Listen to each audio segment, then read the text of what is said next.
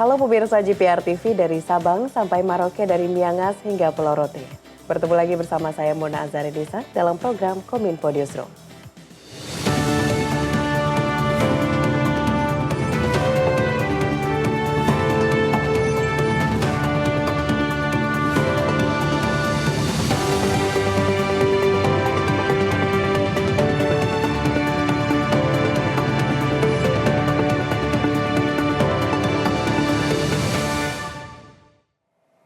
Pemirsa, kita ke informasi pertama. Percepatan revisi Undang-Undang tentang narkotika bisa menjadi jawaban atas permasalahan kelebihan kapasitas di dalam lembaga permasyarakatan.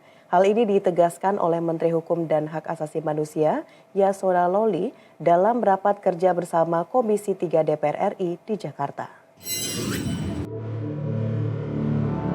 Kementerian Hukum dan Hak Asasi Manusia mendorong rencana pembahasan revisi Undang-Undang tentang narkotika dan psikotropika dalam rapat kerja bersama anggota Komisi 3 DPR RI.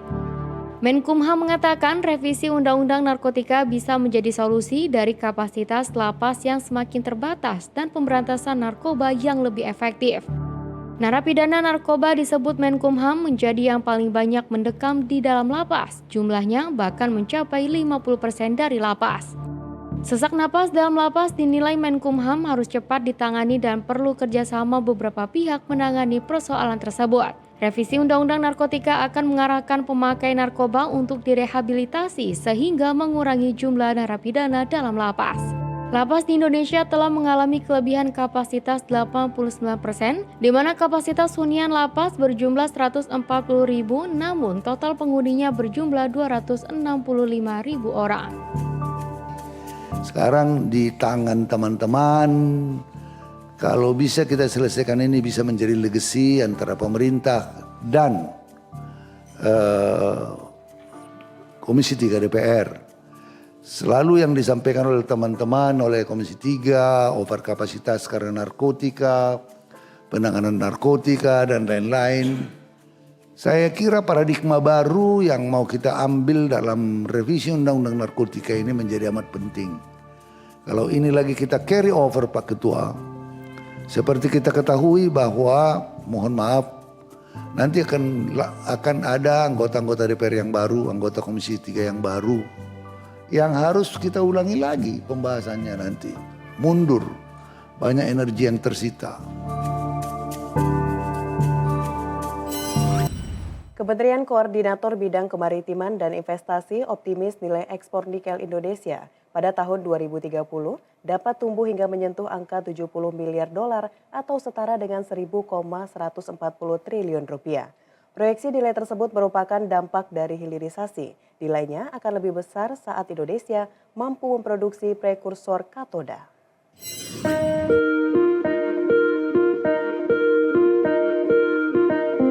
Menteri Koordinator Bidang Kemaritiman dan Investasi Luhut Binsar Panjaitan mengungkapkan nilai ekspor nikel Indonesia pada tahun 2023 mencapai 40 miliar US dollar atau sekitar 651 triliun rupiah. Dalam acara HUT ke-52 Himpunan Pengusaha Muda Indonesia, Menko Luhut optimistis nilai ekspor nikel akan terus meningkat seiring program hilirisasi. Nilainya diproyeksi akan mencapai 70 miliar dolar tahun 2030 atau setara dengan 1.140 triliun rupiah. Program hilirisasi mengubah struktur dan wajah ekonomi Indonesia, khususnya pada komoditas nikel dalam negeri. Penguatan pertumbuhan ekonomi melalui industrialisasi dan hilirisasi sumber daya lama harus dilanjutkan. Angka ini menunjukkan dulu kita ekspor nikel ore hanya 2 miliar dolar, tahun lalu kita ekspor hampir 40 billion dollars, tahun 2030 dengan turunannya sampai pada prekursor, katot, semua itu mobil listrik kita akan bisa ekspor 70 billion dolar.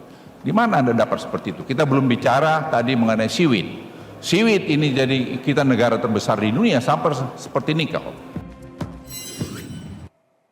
Pemirsa, pada Agustus 2024, Ibu Kota Nusantara akan mulai dihuni oleh aparatur sipil negara, termasuk kepolisian. Wakil Kapolri Komjen Pol Agus Andrianto dalam rapat kerja dengan Komisi 3 DPR menyatakan kepolisian siap para personilnya ke kawasan inti pusat pemerintahan di IKN.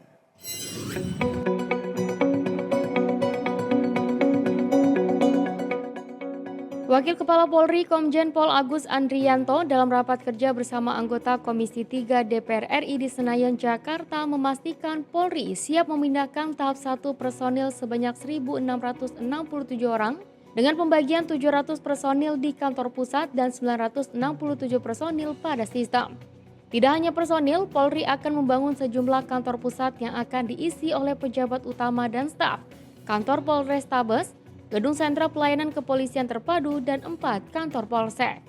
Dan demi menunjang sistem keamanan di IKN, Agus Andrianto mengatakan pusat komando polisi akan mengintegrasikan titik keamanan dengan aplikasi keamanan pusat di IKN. Proses pemindahan disebut Wakapolri membutuhkan anggaran yang memadai. Demi kelancaran proses pemindahan ini, Polri membutuhkan anggaran sebesar Rp49,83 miliar yang akan dibagi dalam pos-pos tertentu. Kesiapan pergeseran personil Polri ke IKN dilakukan dengan mempedomani buku induk IKN di mana jumlah pemindahan personil Polri ke wilayah KIPP IKN tahap 1 tahun 2024 berjumlah 1.667 orang, terdiri dari jumlah personil pada kantor pusat sebanyak 700 personil dan personil pada sistem sebanyak 967 personil. Kepolisian Republik Indonesia dalam 6 bulan terakhir berhasil memutus rantai peredaran narkoba di seluruh Indonesia. Polri mengklaim belasan ribu kasus peredaran narkoba dan menangkap puluhan ribu tersangka.